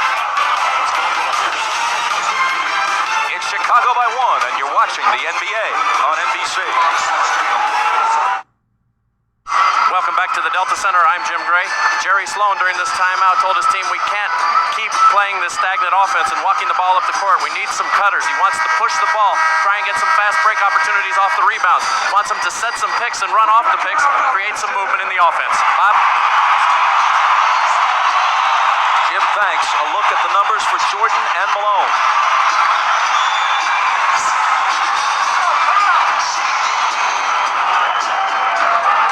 Jerry Sloan wants fast break points. They have to turn to John Stockton right now to push the tempo. And thus far, he's only attempted 4 field goals at 5 points, 4 assists, and 3 turnovers. Stockton has to come through big for him down the stretch. What's happened also, too, when Malone's getting the rebound, he's holding it, and rather than outletting where they can run. Here is Stockton with Harper on him. Antoine Carr.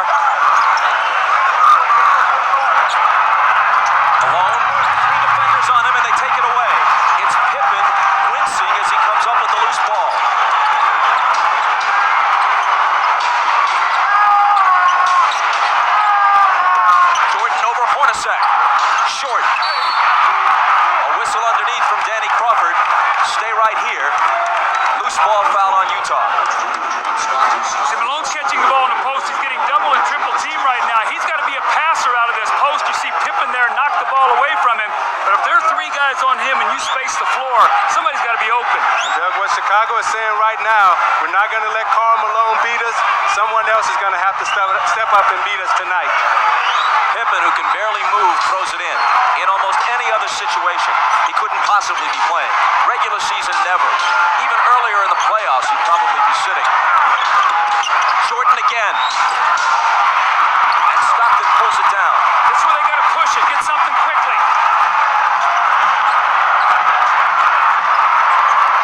Underneath to Karl, and he was fouled. It was a nice feed by John Stockton, pushing it up the court, catching Malone early in the offense, right underneath the basket. Malone did a great job of sealing and drawing the foul. 4 on Rodman.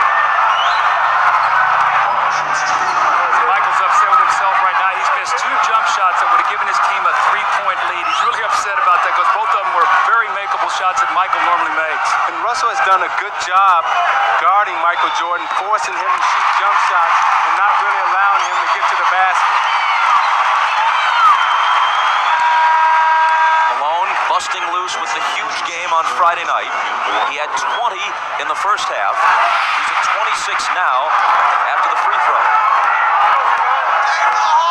Jordan leads all scorers with 37. He's 13 of 30 from the floor.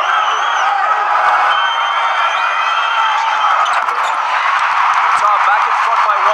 Steve Kerr now in for Chicago. Remember, he spaces the floor and gives them another shooter if they do start running at Michael and scrambling their defense.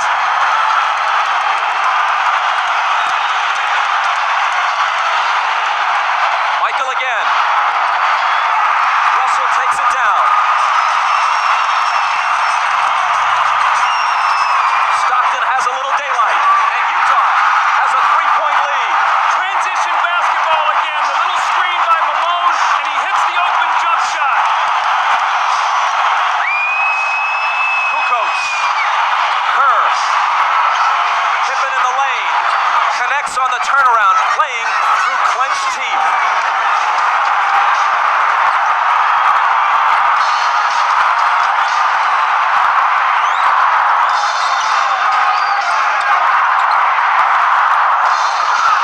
Malone. Rodman wins the rebound battle. That's a bad foul on Malone now because that's the 15th foul. Rodman will shoot 2 free throws, but Stockton pushing the ball up the floor. You see the screen right there by Antoine Carr, and Scottie Pippen cannot help out. And then Scottie Pippen with a quick post up in the lane, and the gutty effort by Scottie Pippen here. You can see as he catches the ball, it's so difficult, but he's got those long arms and can still score over Hornacek. The foul on Malone a moment ago was only his second. Rodman to the line. Remember, he made 4 clutch free throws in Game 4. This one is long. Over the year, he's a 55% free throw shooter. See, Isaiah, he shot that ball. As he shot it, he sort of walked away from it. You got to stay with that shot. They didn't even take a look at the basket. He has to get set, take a look at it, and knock it down. 4:46 left. If he hits this, he can tie it.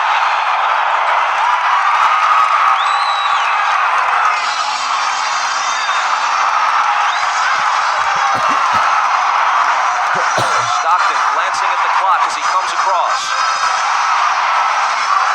4.5 minutes for Utah to end its season or prolong it. Stockton, 5 seconds to shoot. It's Hornacek. Malone. They'll bring it back out. The jumper by Karl. Utah back in front. Great patience. Offensive rebound, kick it out, and Hornacek got it right back to him. Malone has 29.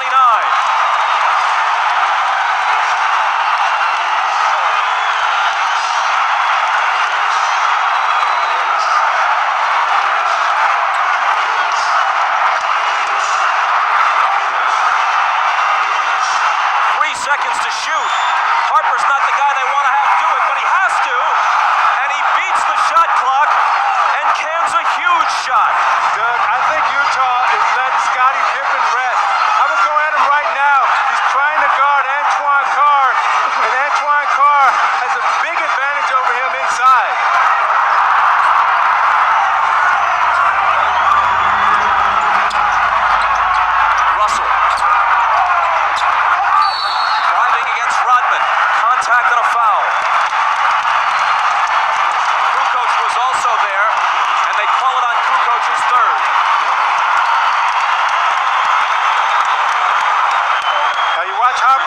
makes this shot. Does he get it off in time? I don't know. That's a tough call. Well, you know what?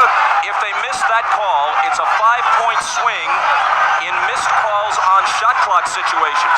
They took a Howard Isley 3 away wrongly in the first half. This one was even closer, but it appeared that Harper may have been just a fraction of a second behind the shot clock. Harper's basket counted. This one by Isley, which should have counted, did not. See, I think this 3 was good in the last shot that Harper took. I think that was a shot clock violation. Russell steps to the line and knocks them both down.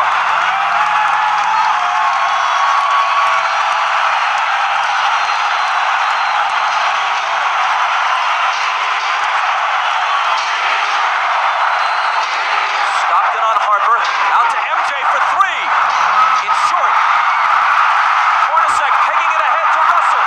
But Michael, with whatever gas is left in his tank, gets back to pick it off.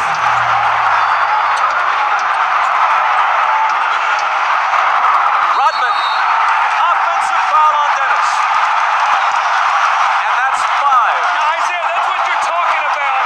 Jumping out off that screen and make Michael Jordan be a passer. Throw it to Rodman, who can't finish. And you saw Jordan right there complaining, saying Rodman needs to have a chance to come down. I thought it was a questionable call. When you look at this play, watch Jordan come off the screen and he's double teamed. And as an offensive player, you're allowed to establish position and come down. It's a tough call right there.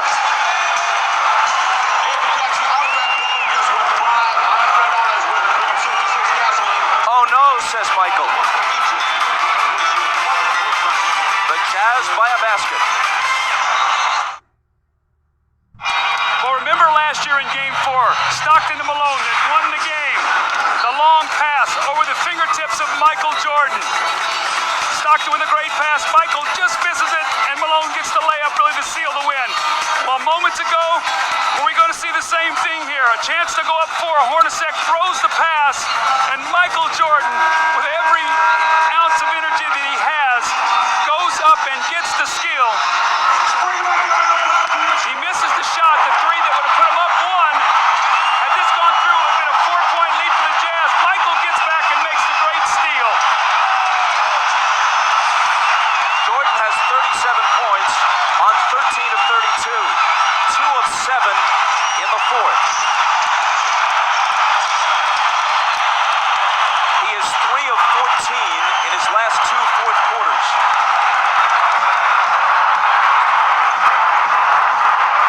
Even Superman apparently gets tired. Malone, lots of room. Got it. That's their pet play. Malone goes over like he's going to the post and screens for Stockton, and he rolls out and hits the huge jump shot.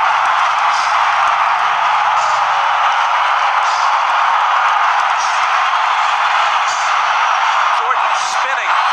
Double team. Has to get rid of it. Gets it right back from Pippen. Double pump. Knocked away by Carr. And a foul. Isaiah, normally on this play, Malone goes to the post. This time he goes and screens so Stockton can get to the middle of the floor. A mix-up. They trap. No one rotates, and Malone buries the shot. And on this defensive possession, Hornacek, I thought, should have run at Michael Jordan and made him pass the ball back to Scottie Pippen. You got to take the ball out of Jordan's hands right now and make Harper or Pippen beat you from the perimeter. Jordan's 9 of 12 now at the stripe. Now you look at the job that Russell is doing against Jordan. He's keeping him out on the perimeter, not allowing him to come into the post. He hits them both, making it a 2-point game with exactly 2 minutes to play.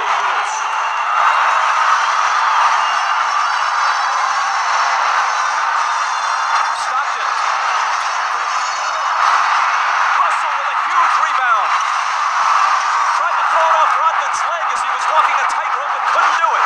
Chicago back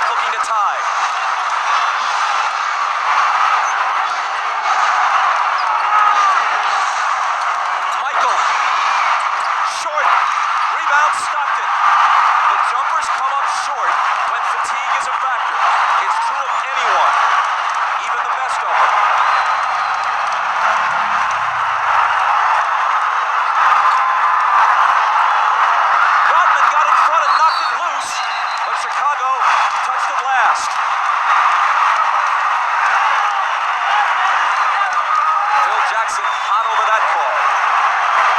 A minute 14 remaining. Watch Hornacek on this play, wrapping off a triple screen. Stockton for three.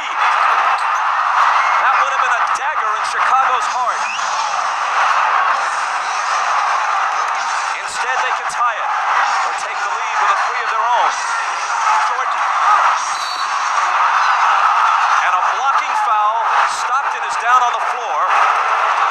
Jordan's going to come to the line at Stockton's fourth. You watch Jordan fake like he's coming to the middle again. Russell gives him the baseline. Stockton comes over a little too late. Called the blocking foul on Stockton. Jordan again at the free throw line. 20-second time, 20-second timeout. Chicago takes a 20-second timeout.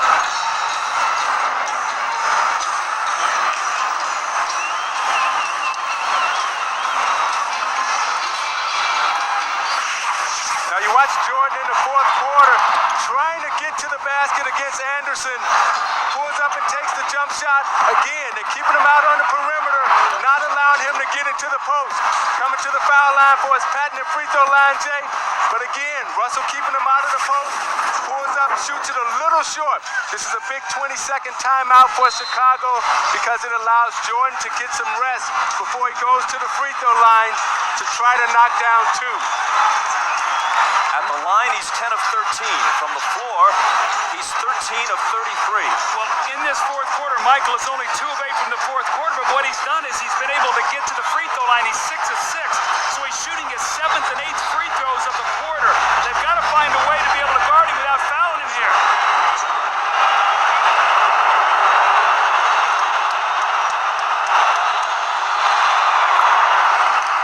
He cuts it to one. Phil Jackson has told the Bulls during the last couple of timeouts, let's try to take it to the rack, go to the basket, not look for the perimeter shot.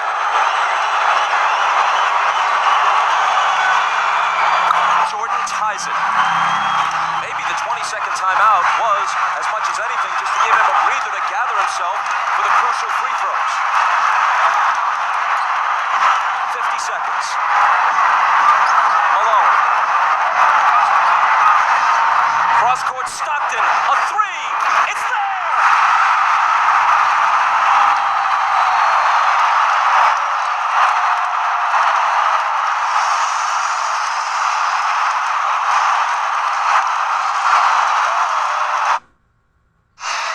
Now Ron Harper is guarding Stockton, who cuts through. Pippen is going to double team.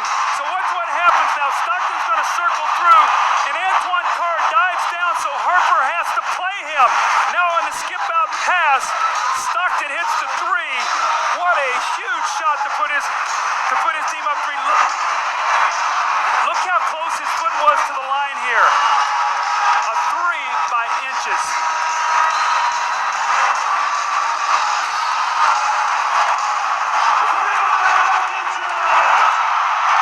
Now this is what Karl Malone has to do. He has to find the open man, and Harper runs at him.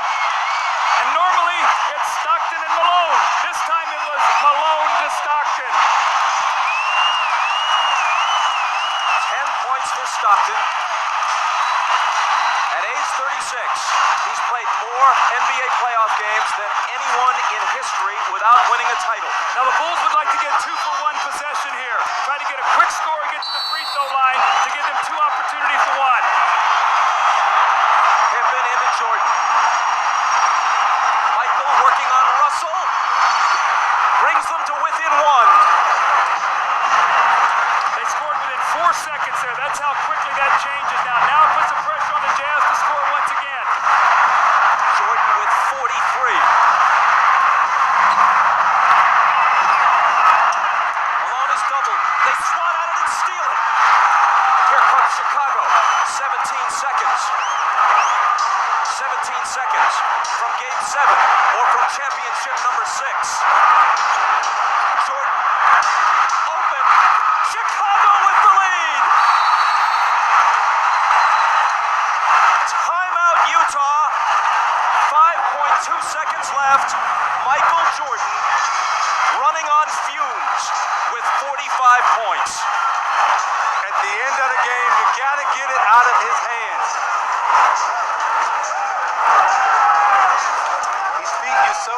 times you watch Jordan play, Doug, and you know that at the end of the game, he's a killer.